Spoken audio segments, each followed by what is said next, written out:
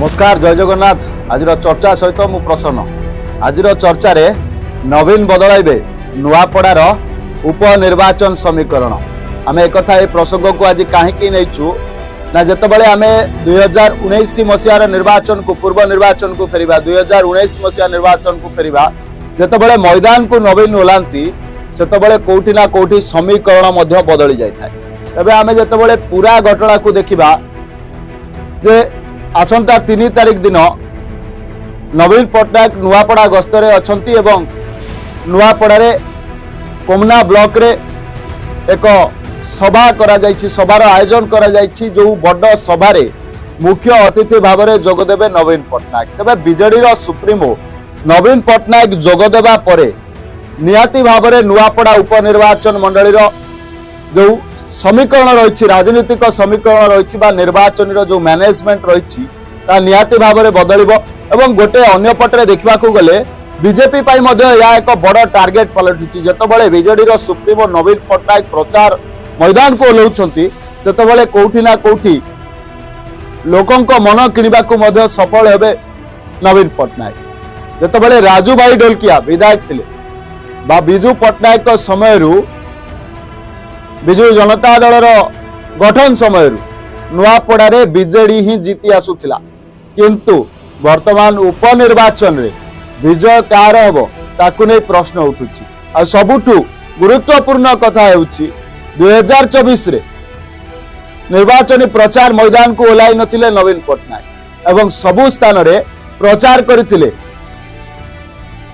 आमदानी नेता वीके पांड्यान। तेणु करी वीके पांड्यान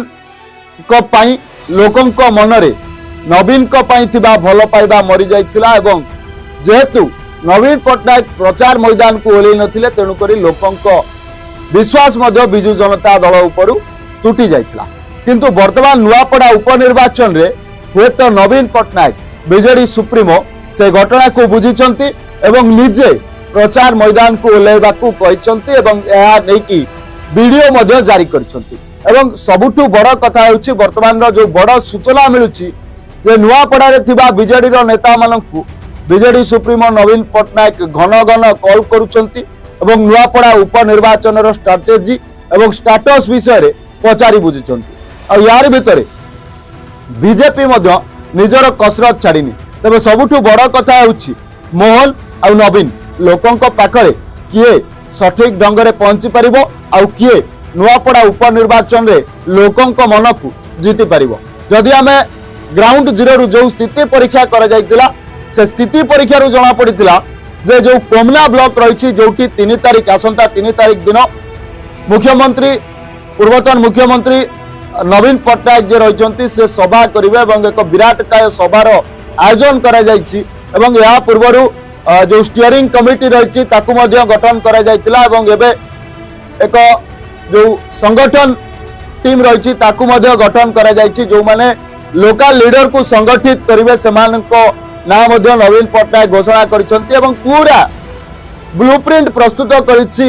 बिजू जनता दल नुआपड़ा उपनिर्वाचन पई। एवं यार भितरे सबुठु बड़ कथा हेउछि बीजेडी सुप्रीमो नवीन पट्टनायक को मध्य मैदान को ओल्लैछि बीजेडी एवं निजर प्रतिनि स्नेहागिरी छुरिया नवीन पट्टनायक मैदान को ओल्लैबे एवं प्रचार करेंगे। यह हूँ सबुठु बड़ गुरुत्वपूर्ण तथ्य जो तथ्य को नहीं विभिन्न गणमाध्यम रे खबर प्रकाश पाई। किंतु सबुठु बड़ कथा होछि जे वर्तमान बीजेपी रो प्रार्थी जे होइचंती से पूर्वरु राजू भाई ढोलकिया जे बीजेडी रे थिले बा बीजेडी रो विधायक थिले से तांकर पुओ अटंती, किंतु लोके तांकु केते ग्रहण करूछंती ता देखिबा को बाकी रहला। सबुठु बड़ कथा होछि नवीन पट्टनायक जेतबेले नुआपड़ा जिबे सेतबेले नुआपड़ा रे बीजेडी रो आउ नव कलेबर हेबनी तो जे बीजेडी एक नुआ ढंगरे नुआपड़ा रे गठित हेबनी तो बा वर्तमान रो जो सांगठनिक टीम रो ना घोषणा करिसंती पूर्वतन मुख्यमंत्री नवीन पट्टनायक ताकू देखिले कोठी ना कोठी स्पष्ट बारी होई पडुची जे बिजू जनता दल किछि प्लानिंग अलगा करिछि एवं उपनिर्वाचन रे निजर बाजीमात पई से पूरा टीम को प्रस्तुत करुछि एवं पूरा टीम को जे जस्ट लाइक ए लायन जेतबेले सिंह स्वीकार करती से पांच सिंह एकत्र होकर स्वीकार करती किंतु वर्तमान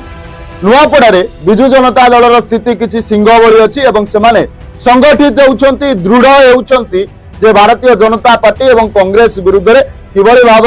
लड़िकी विजय लाभ करें। पूर्व विभिन्न पूर्वतन मंत्री एवं बीजेडी वरिष्ठ नेता माने नुआपड़ा गस्तरे जाउछंती सेठी डेरा पकई रहिछंती किंतु यारी भितरे 3 तारीख नवीन पट्टनायक गस्त सुनिबा परे विरोधी मनरे बा जो प्रतिद्वंदी रहिछंती सेमानक मनरे कोठी ना कोठी छनका पसिछि कारण जेतबेले मैदान को नवीन पट्टनायक ओलांती सेतबेले किछि अलगा घटी थाए जो मुख्यमंत्री आ जो दल भी कही थाए जे तांको सुप्रीमो कम कथा कहती अधिक काम करती किंतु वास्तव रे जेतबेले नुआपड़ा उपनिर्वाचन मैदान को ओल्लैबे नवीन पट्टनायक सेतबेले से कम कथारे